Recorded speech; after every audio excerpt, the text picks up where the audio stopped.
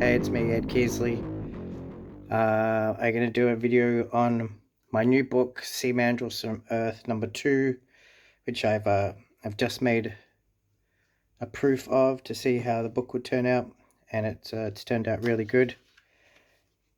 See some of the pages. And what I wanted to do for this video is show you why these books look like this instead of looking like this, like a normal size comic book, which is that size. These are smaller and square shaped. So that's what we're going to be talking about today. So let's get stuck into it. So why are these books black and white fantasy stories? It's because of these comic books, Savage Sword of Conan, which is one of my favorite titles as a kid. Well, not so much as a kid, but as a young teenager was when I really got into Conan. There was a newsagents at Southlands where I used to get my Mad magazines from, and I'd always see these on the same racks with the Mad magazines when I was a kid. Like, this is in the late 80s, and then by the early 90s I started picking these up every now and then, until eventually by 93 I was collecting these as the off the shelves as they were coming out, and as the book got cancelled. And one of my favorite things was this Raphael Kayanan. What's his name there? Raphael Kayanan's run, doing a Barry Windsor Smith kind of riff, and it just looks incredible. It's kind of a mix of the 90s stuff, what was going on with all the cross hatching, which a lot of that stuff they got from Barry Windsor Smith as well, like the Image guys. But this is a really nice mix of old school art and new school stuff. This incredible detail. But that's one of the reasons why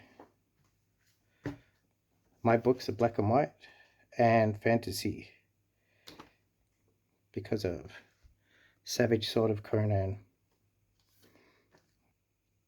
And just another thing I nearly forgot to record was the another Conan influence, that Frazetta painting was I did a homage to it in issue 1 of the Sea Mandrels from Earth. Let's see if we can get a better shot. See, there you go. Just thought I'd put that in there. And the next thing why my book looks like it does is because of these little guys, which would have come earlier than this. I would have seen these in the mid to late 80s, would have been looking at these in the early 80s, 82, 83 and onwards. And these are really cool. There's even this one's, if I can get it without the light hitting it, it's drawn by Alfred O'Connor, who did some a lot of work in for the Conan stuff for Marvel.